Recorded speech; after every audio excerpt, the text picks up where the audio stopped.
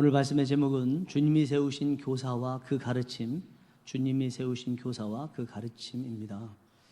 우리나라 대한민국에서는 초등학교 6년, 중학교 3년, 총 9년 동안 학교에서 의무적으로 교육받도록 규정이 되어 있습니다. 학교 교육이 충분하지는 않지만 그래도 인간이 더불어 살아가면서 기본적으로 갖춰야 될 것은 이거다라고 설정을 해놓고 가르치고 있습니다. 우리가 학교 교육을 받으면 인간이 더불어 살아가는데 화합하고 또 나라에 충성하고 부모님께 효하고 인내하고 서로 사랑하는 이런 일들을 이룰 수 있을 것이라는 기대를 가지면서 이런 교육을 행하죠. 교회에서도 우리 설교자들은 하나님을 사랑하십시오, 나라에 충성하십시오, 부모님에게 효하시고 서로 사랑하시고 또 잘 섬기시고 또 어려울 때 인내하십시오, 이런 말씀을 드리고, 이 일을 이루기 위해서 특별히 교회학교라는 특별 기관을 세워서 목회자들을 두고 교사들을 두어서 그렇게 가르치도록 합니다.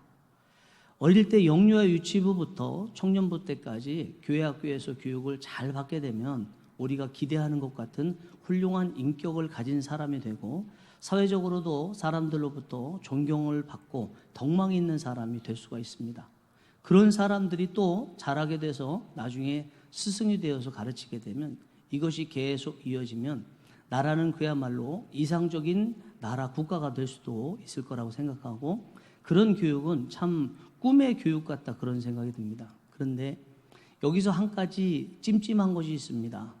이런 사람을 만드는 데 있어서 굳이 기독교 교육을 해야 되겠냐라는 것입니다. 이런 사람을 만드는 데 있어서 굳이 예수가 필요하겠냐라는 것입니다. 세상에 품성학교라든지 성공학교라든지 인간관계 훈련을 하는 이런 학교에 가도 충분히 이런 훌륭한 사람들을 만들 수 있는데 굳이 기독교 교육과 또 예수님이 필요하겠나, 이런 생각을 갖습니다. 우리가 지금 예수님을 믿어서 하나님께 예배드리고 있습니다. 이 자리에서 우리가 생각해야 되는 것 중에 하나는 예수를 왜 믿느냐라는 것입니다. 천국 가기만을 위해서 믿느냐 생각을 해봐야 되는데, 예수님 믿는 것 외에는 천국 가는 방법이 없기 때문에 반드시 예수님 믿는 이유 중에 첫 번째로 천국 가는 것을 목표로 예수님을 믿어야 됩니다. 그러나 과연 그것이 예수님을 믿어야 되는 이유의 전부이겠느냐라는 것입니다. 성경은 그렇게 말씀하고 있지 않습니다. 예수님을 믿어서 하나님의 자녀가 된 사람은 그리스도 예수 안에서 삶을 살라고 고린도전서 15장 22절에서 말씀합니다. 아담 안에서 모든 사람이 죽은 것 같이 그리스도 안에서 모든 사람이 삶을 얻으리라. 예수 그리스도를 믿지 않은 자연인이 되면 이 세상을 살다 보면 아무리 많아도 100세, 150세 정도 되면 이 세상을 떠나서 죽게 되고, 이 세상을 떠나면 영원히 죽는 것 같은 지옥에서 살 수밖에 없다는 것입니다. 그러다가 예수 그리스도를 믿게 되면 우리는 예수 그리스도 안에 있는 사람이 된다는 것입니다. 예수 그리스도 믿게 되면 예수 그리스도를 믿는 그 순간부터 영원히 우리는 예수 그리스도 안에 거하게 된다는 것입니다. 그래서 예수 그리스도를 믿는다는 것은 천국에 가기 위해서 일순간만 믿는 것이 아니고 항상 예수님 안에서 사는 것이고 예수님과 더불어 사는 것이고 예수님과 동행하며 사는 것을 의미하는 것입니다. 왜냐하면 예수님이 없이는 얻을 수 없는 것 있고 할 수 없는 것들이 있기 때문인데, 그것을 한마디로 이야기하면 예수님 없이는 하늘의 것을 얻을 수 없습니다. 하늘의 신령한 것은 예수님을 믿을 때에 예수님 안에 있을 때만 얻을 수 있습니다. 사도 바울은 에베소서 1장 3절에서 찬송하리로다 하나님 곧 우리 주 예수 그리스도의 아버지께서 그리스도 안에서 하늘에 속한 모든 신령한 복을 우리에게 주시되 라고 말씀했습니다. 오늘 스승의 주일을 맞아서 교육에 대해서 말씀하는데, 교육은 어린 자녀들이든지 어른이든지 다 베풀게 되는데, 특별히 교회 학교에서 하는 교육, 가르침과 배움은 왜 하냐면 하늘의 것을 얻는 사람들이 되도록 하기 위해서 교회에서 교육을 하는 거죠. 그 하늘의 것을 얻게 될 때 그제서야 하늘의 것을 얻은 사람들이 온전한 자로 세워질 수 있습니다. 사도 바울은 그것을 골로새서 1장 28절에서 우리가 그를 전파하여 각 사람을 권하고 모든 지혜로 각 사람을 가르침은 각 사람을 그리스도 안에서 완전한 자로 세우려 함이니. 일반적으로 우리 기독교인들은 교육을 두 가지로 나눕니다. 일반 교육과 기독교 교육으로 나눕니다. 일반 교육은 기독교 교육이 아닌 모든 것을 말합니다. 그런 문제는 기독교 교육은 무엇이냐? 이것이 문제겠죠. 기독교 교육이라는 것은 성경만 가르치는 것이 기독교 교육이 아니고 예수 그리스도 안에서 삶을 살도록 가르치는 거죠. 어떤 분야 상관없이 또 어떤 시기 상관없이 항상 가르침 받는 제자들이 예수 그리스도 안에서 살아라. 이것이 기독교 교육의 정석입니다. 예수님 믿지 않는 사람들이 이룰 수 있는 것을 가르치는 데서 그치지 않고 예수님 믿는 사람만이 할 수 있는 것들을 가르치는 것, 이것이 기독교 교육이라고 볼 수 있습니다. 흔히 성도님들이나 많은 목회자분들이 설교하는 목회자들에게 설교를 교훈적 설교하지 마시고 복음적 설교해 주세요, 이런 말씀을 해요. 그것이 많은 분들이 하는 요구사항이고 실제로 복음적 설교를 해야 되겠죠. 문제는 교훈적 설교와 복음적 설교의 구분이 어렵다는 것입니다. 예수 그리스도를 많이 말한다고 해서 복음적 설교이고 예수 그리스도를 적게 말한다고 해서 교훈적 설교가 아니더라는 것입니다. 분명히 예수 그리스도를 많이 말했지만 복음이 느껴지지 않고 예수 그리스도를 적게 말해도 복음이 느껴지는 설교가 있고 교회 학교 선생님들이 가르치는 성경 공부 안에서 교육에서 그것을 느끼더라는 거예요.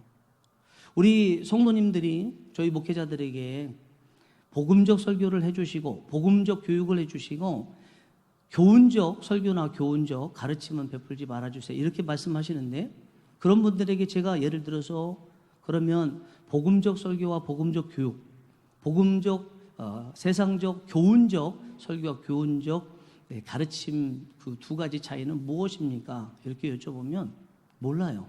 말씀을 못해요. 그런데 설교를 들으면 느낌으로는 압니다. 아, 오늘 목사님이 복음적 설교를 하시고 오늘 교훈적 설교를 하셨네, 이렇게 구분이 되거든요. 이 두 가지 차이가 무엇일까? 그 차이는 제가 나름대로 어느 순간에 느꼈던 건데 여러 가지 정의를 내릴 수도 있고 여러 가지 말을 할 수 있겠지만 제가 경험하고 제가 내릴 수 있는 것은, 그 차이는 예수님 없어도 되는 설교를 하느냐, 꼭 예수님 있는 설교를 하느냐, 예수님 없어도 살아갈 수 있도록 설교하느냐, 예수님 없이는 살아갈 수 없도록 설교하느냐, 이 차이라고 생각합니다. 예수님 없어도, 예수님을 많이 말하는데 예수님 없어도 살아갈 수 있도록 설교한다면 그 설교는 교훈적 설교일 것이고, 그러나 예수님 없이는 못 살도록 이야기해주고 설교한다면 그 설교는 복음적 설교일 것이고, 그런 가르침은 복음적 가르침일 것입니다. 우리가 교회에 나올 때 한숨 쉬면서 가슴에 답답함을 가지고 교회에 옵니다. 그렇게 오면서 예배를 드리고 설교를 드리면 이제 모든 한숨이 사라지고 답답한 것이 다 풀리고 문제가 해답으로 바뀌기를 기대하면서 나오죠. 그래서 설교를 듣는데 많은 예수 그리스도에 대한 설교를 들었는데 문제는 하나도 풀리지 않았어요. 한숨은 여전하거나 한숨이 더하는 경우도 많습니다. 교회 학교에서 선생님들이 공과 공부 속에 성경을 가르치고 그 안에서 예수 그리스도를 가르치는데도 가지고 온 문제는 하나도 풀리지 않은 경우도 많습니다. 그런데 어떤 설교를 듣고 어떤 성경 공부 가르침을 받으면 한숨이 다 사라졌어요. 문제가 다 사라진 것 같고 문제가 이미 사라진 것 같을 뿐만 아니라 앞으로 사라질 것 같은 그런 기대가 되도록 하는 설교도 있고 그런 성경 공부가 있습니다. 우리가 추구해야 되는 것은 많은 예수에 대한 말을 하는 게 중요한 것이 아니라 예수 그리스도로 인해서 소망이 느껴지는 설교와 교육을 하느냐 그렇지 않느냐라는 것입니다. 이것이 우리 교사분들, 그리고 우리는 이미 예수님을 믿으면서 후배들을 두어서 누구나 다 교사가 됐는데 우리 교사된 모두가 추구해야 될 것이 바로 이 복음적 설교와 복음적 또 교육이라고 볼 수 있을 것입니다. 오늘 본문의 이 말씀은요, 그냥 겉으로 들여다보기에는 복음적 설교나 복음적 교육 같은 느낌이 하나도 들지 않습니다만 깊이 들여다보면 이 안에 복음적 교육이라는 것이 이런 것이구나 라는 것을 알 수가 있습니다.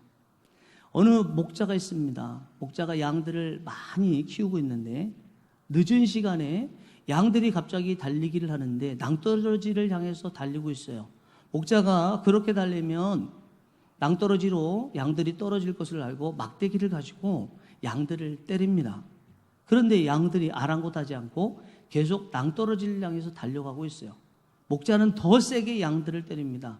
그때 양들이 낭떠러지가 있다는 것을 알거나 낭떠러지로 떨어지면 위험하다는 것을 알아서 멈춘 것이 아니고 목자가 때리는 그 막대기가 너무 아파서 멈추게 됐어요. 그래서 살게 됐어요. 그리고 목자는 그 양들을 살린 다음에 피리를 불고 앞으로 가면서 양들이 더 이상 다른 곳으로 떠나지 않도록 계속 이끌어 나가죠. 이것이 오늘 본문의 말씀이에요. 오늘 본문 말씀 보겠습니다. 지혜자들의 말씀들은 찌르는 채찍들 같고 회중의 스승들의 말씀들은 잘 박힌 못 같으니, 여기 채찍이라는 것은 목자가 막대기를 가지고 때리는 것을 말하는 것입니다. 그리고 잘 박힌 못이라는 것은 한번 때려서 제대로 된 바른 교육을 시키고 나서 더 이상 흔들리지 않도록 하는 것인데, 목자들이 텐트를 칠 때 흔들리지 않도록 하는 핀을 말하는 거, 땅에 박는 거. 그러니까 오늘 본문의 이 말씀은 지혜자들과 스승들이라는 것은 제자들을 가르칠 때 제자들이 바른 교육을 받을 수 있도록 채찍을 들어서라도, 막대기를 들어서라도 때리면서 가르치고, 그리고 한번 배운 그것을 흔들리지 않도록 계속하도록 하는 게 오늘 본문에 나와 있는 지혜자들과 스승들이 할 일이에요. 교회 학교 선생님들이 자녀들을 가르치는데, 제자들을 가르치는데, 가정에서 부모님들이 자녀들을 스승으로서 제자를 가르치듯이 가르치는데, 제자들과 자녀들이 이렇게 낭떠러지로 떨어질 걸 알면서도 자꾸 그 길로 가게 되면 마치 회초리로, 나무로 막대기로 때리듯이 그렇게 가르쳐야 된다는 거예요. 이 양들이 낭떠러지로 떨어지고 있는지도 모르기 때문에 목자가 막대기로 때리면 얼마나 불평했겠습니까? 왜 때려? 이렇게 말하지 않겠습니까? 만약에 양들이 입이 있었다면 왜 때리는 거야? 이렇게 말을 하지 않았겠습니까? 우리 선생님들이 가르치시는 하나님의 교육도 마찬가지라는 거예요. 학생들은 선생님들이 왜 이것을 가르치는지 모릅니다. 이렇게 살다가 영원한 낭떠러지 지옥에 떨어질 것 같아서 그러지 않도록 가르친다는 것을 모르기 때문에 불만도 갖게 됐지만, 그래도 계속적으로 지속적으로 그렇게 가르쳐야 된다는 것입니다. 자, 그런데 오늘 본문의 말씀 뒷부분을 읽지 않았는데, 제자들이 바른 대로 가도록 교육을 하고 그 발견한 바른 곳을 향해서 계속 지속적으로 이어가도록 하기 위해서 필요한 것이 있는데, 한 목자에게서 배워야 된다고 말씀하고 있습니다. 한 목자라는 것은 하나님을 말하는 거거든요. 그러면 스승들이 온전한 가르침과 그 가르침을 유지할 수 있도록 하기 위해서는 이 목자가 하나님이기 때문에 하나님으로부터 끊임없이 하나님 말씀을 받아야 된다는 거예요. 하나님의 말씀을 받아서 그 말씀 가지고 지속적으로 가르치지 않으면 우리 양들과 같은 제자들을 온전한 대로 이끌 수 없다는 것입니다. 목자들이 늘 이렇게 할 수 있도록 하기 위해서 우리 하나님과의 관계가 늘 맺어 있어야 된다는 것입니다. 진정한 스승은요, 하나님으로부터 말씀을 받는 사람들입니다. 하나님으로부터 끊임없이 하나님의 뜻을 받고 그것을 제자들에게 가르치고 바르게 행동하도록 하고 그것이 유지되도록 하는 것입니다. 이것이 성경이 추구하는 것이죠. 디모데후서 3장 16절 17절에서 사도 바울은 성경에 대해서 이렇게 말씀합니다.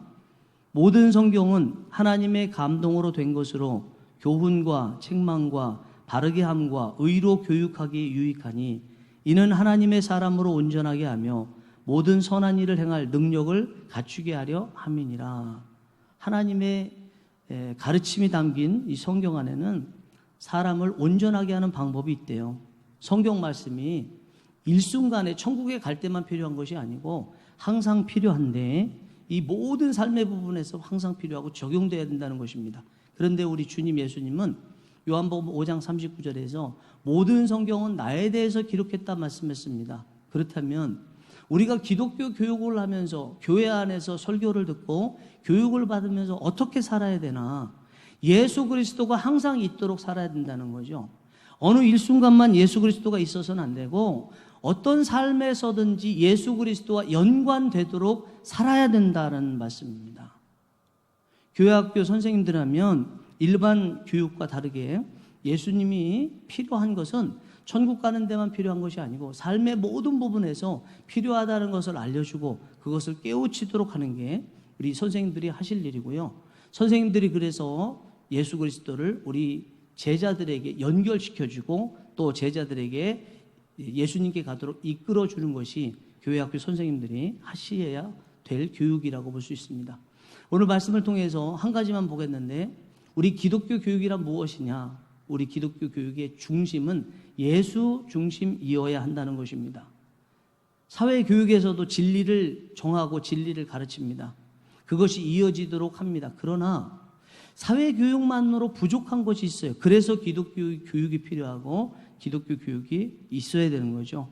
이 필요한 중심에는 예수님 중심이어야 한다는 것이 있습니다. 일반 교육은 사람에게 하는 것입니다. 사람들에게 하다 보니까 사람에게 나라에 충성하십시오. 부모에게 효도하십시오. 친구들끼리 우애 있게 지내십시오. 사람이 하라고 노력하는 것들에 대한 내용이 세상 교육이라고 볼 수 있습니다. 그러나 기독교 교육은 그렇지 않죠. 만약에 사람이 자기의 능력으로 해야 되는 것을 하고 할 수 없는 것을 스스로 할 수 없다면 예수님이 뭐가 필요하겠습니까? 사람이 무엇이든지 다 할 수 있다면 예수님이 과연 필요하겠습니까? 필요 없죠. 우리 기독교 교육의 존재는 사람은 능력이 없다는 것입니다. 그것을 인정하는 데서부터 시작을 하는 거죠. 나는 능력이 없습니다. 나는 할 수 없습니다. 그렇기 때문에 예수 그리스도가 필요합니다. 그렇기 때문에 그 예수 그리스도를 만나도록 하는 스승이 필요합니다.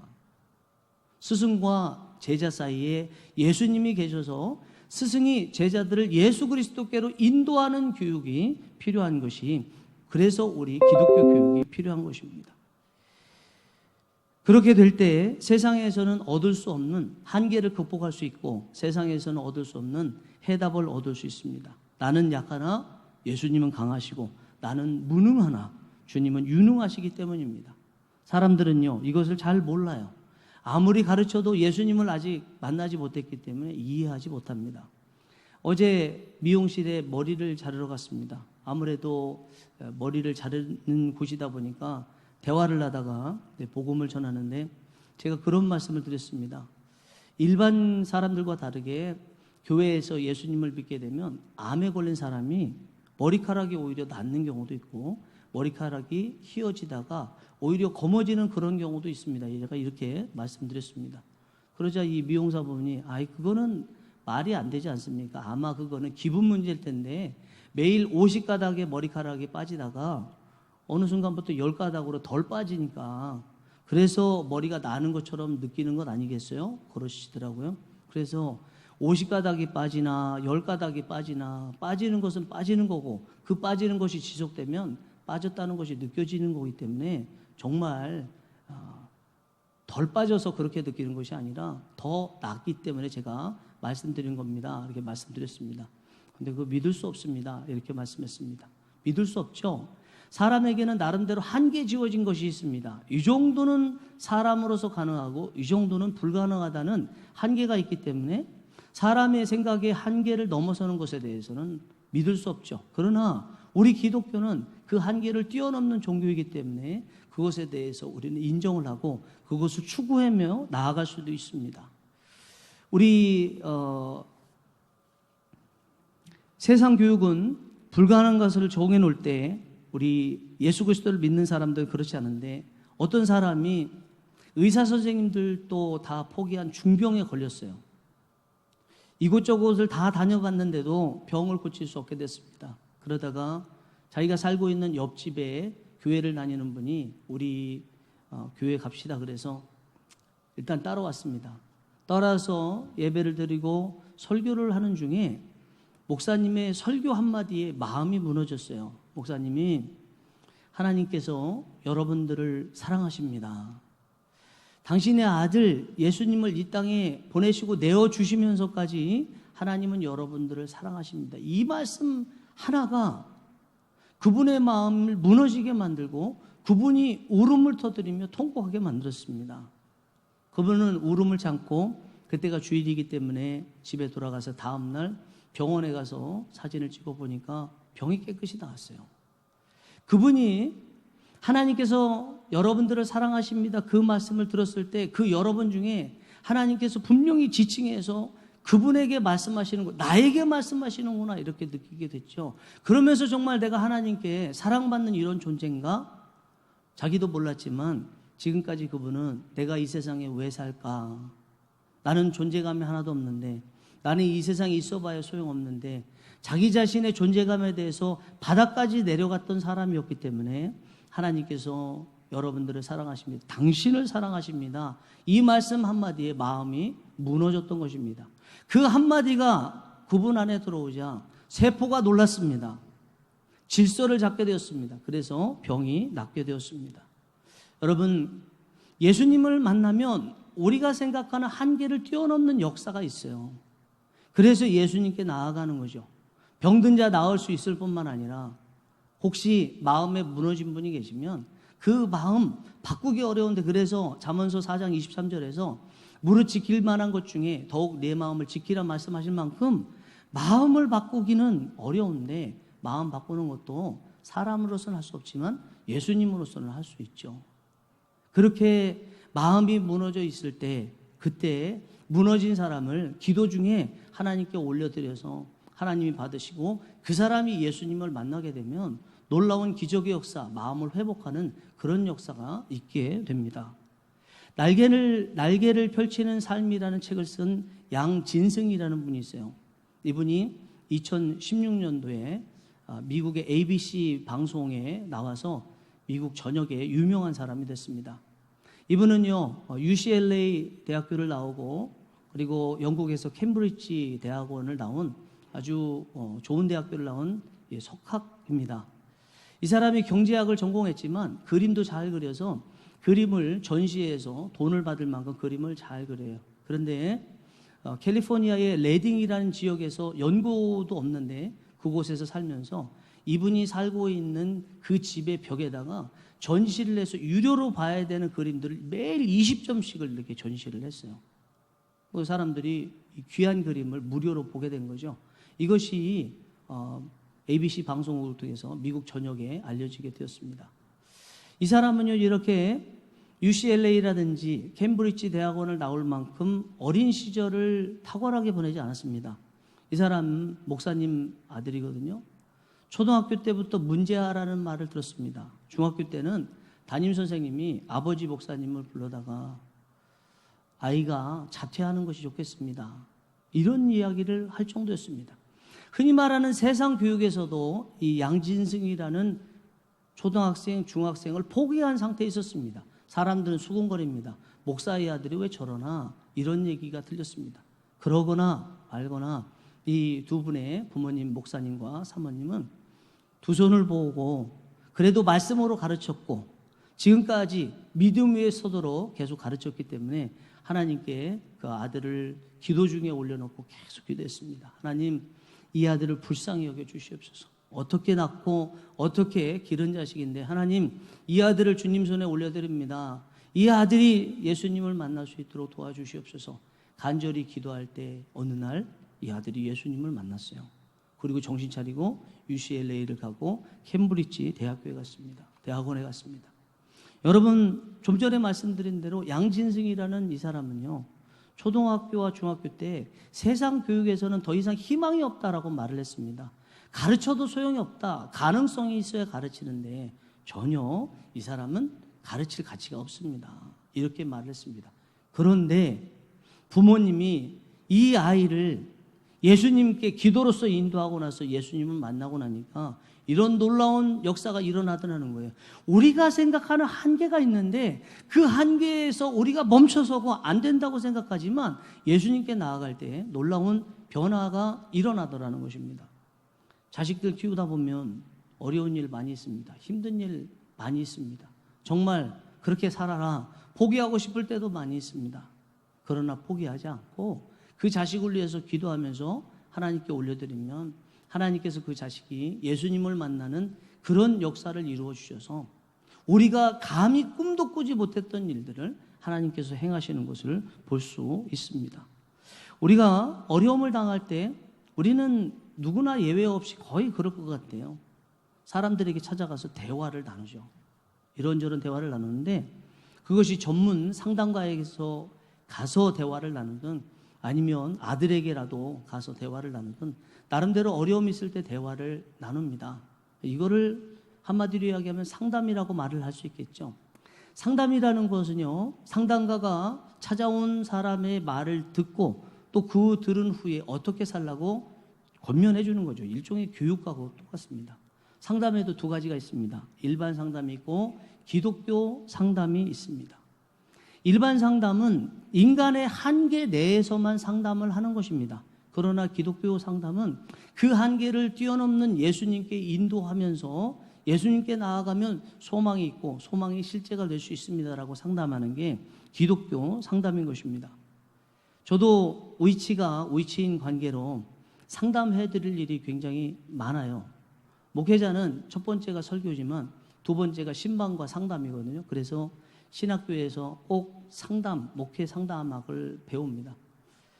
제가 일반 성도일 때, 집사 때, 그리고 부교육자 때 생각을 해보면 담임 목사실을 간다는 것은 굉장히 부담스러운 게 사실인 것 같습니다. 제가 보기에도 우리 성도님들이 목양실에 상담하기 위해서 오시는 것은 굉장히 부담스러우신 것 같아요. 그럼에도 불구하고 너무나 긴급하고 무너지고 또 다른 곳에서는 해결할 방법이 없기 때문에 혹시 그래도 목사님은 설교하시는 말씀 보면 소망이 있으니까 목사님께 상담해 보면 소망이 있을까? 그래서 어렵게 마음을 결정을 하고 목양실 문을 두드리고 들어옵니다. 올 때는요, 절망과 한숨이 가슴 한아름 담고 그렇게 오세요. 그럼 그 절망과 한숨 섞인 사연을 듣다 보면 아무것도 할 거 없고 한숨만 쉬죠. 그러나 조금 지나다 보면 성경을 아는 목사로서 또 성경대로 살아서 성경대로 되더라 라는 것을 수없이 많은 삶 가운데서 체험한 목사로서 그렇지만 예수님께 가면 이 문제가 풀릴 수 있습니다. 선을 행하되 낙심하지 아니하면 하나님께서 선을 이루시는 때가 있습니다. 예수님 믿읍시다. 예수님께 갑시다라고 말씀드립니다. 어느 분께는 이런 말씀도 드렸습니다. 마가복음 7장의 말씀을 가지고 헬라의 수로보니게 여인에 대한 말씀을 드렸습니다. 헬라의 이방인인데 수로보니게에 어떤 귀한 귀부인 여인이 있었는데 딸 하나가 귀신이 들려서 딸이 너무 힘든 지경에 있었습니다. 이 딸이 귀신에게서 노임을 받기 위해서 백방으로 노력을 했지만 그 어느 곳에서도 귀신을 쫓아낼 수 있는 사람 없었습니다. 그러다가 주님에 대한 소문을 듣고 왔습니다. 제 딸에게서 귀신을 쫓아내 주세요. 이렇게 당부를 하니까 우리 주님께서 자녀들에게 줄 떡을 개들에게 주는 것이 마땅하지 아니하다 이렇게 말씀하셨습니다. 그 여인을 개 취급한 것입니다. 그 개 취급하는 주님의 말씀을 듣고도 이 여인은 옳소이다 라고 했습니다. 맞습니다. 나는 개가 맞습니다. 그렇지만 개들도 제 주인의 상에서 떨어지는 부스러기를 먹나이다. 주님께서 자녀인 이스라엘 백성들을 위해서 오셨지만 이방인인 우리에게도 그래도 부스러기 같은 은혜는 조금 있지 않겠습니까? 제 딸에게 부스러기라도 주세요. 부스러기라도 주셔서 제 딸이 귀신에게서 노임받을 수 있도록 도와주세요. 주님께서 그렇게 말씀하시자 주님께서 네가 이 말을 하였으니 네 딸에게서 귀신이 나갔노라 말씀해서 나았습니다. 제가 그 말씀 드리면서 성도님, 이 여인은 귀부인임에도 불구하고 딸이 이런 어려운 가운데 있으니까 주님을 붙잡잖아요. 개 취급을 당해도 붙잡잖아요. 그만큼 예수님은 내 인생에 있어서 소중하다는 것을 의미하지 않겠습니까? 성도님 힘드시겠지만 이 헬라 여인처럼 예수님 붙들어 보세요. 예수님께 나아가 보세요. 이렇게 말씀을 드립니다. 여러분, 예수 그리스도 안에는 우리가 절망하고 포기했던 것들에 대해서 다시 한번 일으킴받고 다시 한번 세워질 수 있는 소망이 있습니다. 마가복음 9장 22절에 보면 벙어리 귀신 들린 아들을 둔 아버지가 주님께 할 수 있거든 우리를 불쌍히 여기소서 그러죠. 그때 주님께서 하신 유명한 말씀이 있죠. 할 수 있거든이 무슨 말이냐. 믿는 자에게는 능히 하지 못할 일이 없느니라. 세상 사람들 어디에 내놔도 한계는 있고 절망이 있지만 그러나 주님 앞에 가면 그 어떤 것도 하실 수 있다라고 말씀하신 것입니다. 우리가 생각을 해보면 소망은 더디 갖는 것 같아요. 절망은 쉽게 가져요. 소망을 오히려 빨리 갖고 쉽게 갖고 절망을 더디 갖거나 주님께서 너에게 안 해줄 거야 라고 선포하실 때에만 우리가 절망을 가져야 되는데 절망은 쉽게 갖고 소망은 더디 갖는 게 우리의 모습이 아닌가 생각합니다. 여러분, 이것이 거꾸로 되는 은혜가 있기를 원합니다. 여러분, 기독교 교육은 예수님 중심 교육이기 때문에 우리가 해야 될 것이 예수님을 늘 바라볼 수 있어야 됩니다. 어려움이 있을 때 그 어려운 환경, 상황만 계속 바라보지 말고 그 어려움을 극복하시는 예수님을 바라볼 수 있어야 되겠죠. 믿음의 주요 온전케 하시는 인 예수를 바라보라고 말씀하신 것은 바로 그 이유고 우리 선생님들이 제자들을 가르치실 때 하셔야 되는 것도 얘들아 어려울 때 너희들도 힘든 거 안다. 그때 상황 보고 환경 보지 말고 그 어려움을 뛰어넘게 하시는 예수님 바라봐라. 이것이 우리 선생님들이 하셔야 될 교육이 아닌가 생각합니다. 예수님을 바라보지 않으면 누구나 쉽게 절망할 수 있습니다. 예수님을 바라보지 않으면 목사하고 장로고 다 똑같습니다. 어느 교회에서 코로나19로 한 얼마 동안 예배를 드리지 못하다가 저희처럼 예배를 드리게 됐어요. 예배를 드리면서 장로님이 목사님과 함께 단에 올라가시는데 장로님이 그러시는 거예요. 아유, 이렇게 모여서 예배 드리지 못하니까 장로도 믿음 떨어지더라고요. 그 말씀 들은 그 목사님이 장로님, 목사인 저도 그렇습니다. 저도 그래도 교회에서 예배 드리고 예수님 바라봤기 때문에 그래도 이만큼 신앙 유지할 수 있었지 예수님 안 바라보면 누구나 다 똑같은 것 같아요. 이런 말씀하셨습니다. 여러분, 예수님 안 바라보면요 똑같아요. 과거에 어느 만큼 예수님을 바라봤느냐 중요하지 않더라고요. 지금 내 안에 예수 그리스도가 있고 지금 내 눈에 예수가 보이느냐, 이게 중요하다는 것입니다. 가정도 그렇습니다. 가정에 어려움이 있지만 사실은 가정의 문제는 예수 그리스도가 가정 구성원들의 눈에 보이느냐 보이지 않느냐, 그 가정의 중심에 예수님이 계시느냐 안 계시냐, 그 문제가 아닌가 생각합니다. 우리 인생에서 문제가 해결될 때는 사람 때문에 해결되지 않았습니다. 반드시 예수님으로 인해서 문제가 해결됐습니다. 그러면 가정의 문제도 해결되는 방법은요, 과연 우리 가정에 예수 그리스도가 있나? 아나니아와 삽비라 보시기 바랍니다. 물론 교회 안에 있었고 자기가 교회에 바치겠다고 땅을 다 팔았지만 그 땅 팔고 난 돈을 헌금하겠다고 하는 그 약속을 지킬 때는 예수님이 온전히 있지 않고 성령님도 온전히 있지 않아서 왜 성령을 속이느냐라는 베드로의 책망을 받으면서 부부가 똑같이 죽었어요. 무슨 얘기일까요? 그 순간에 예수가 없었던 거예요. 바라볼 예수가 없었던 것입니다. 우리가 어려움 당할 때 특징을 보면, 잘 보면 예수가 없어요. 예수님이 안 보입니다. 이게 우리가 어려움 당할 때 특징입니다. 그렇다면 거꾸로 보면 어려움을 당하지 않는 방법, 무너졌지만 그것을 세울 수 있는 방법, 세상 교육에서는 포기했지만 그러나 다시 한번 일으킬 수 있다라고 다시 기독교 교육으로서 할 수 있는 것은요, 예수님 바라보라고 하는 거죠. 그럴 때 다시 무너진 것이 일어날 줄 믿습니다. 요즘에 여러분들은 예수님이 보이십니까? 여러분 가정과 여러분 마음 중심에 예수님이 계십니까? 기도하시겠습니다.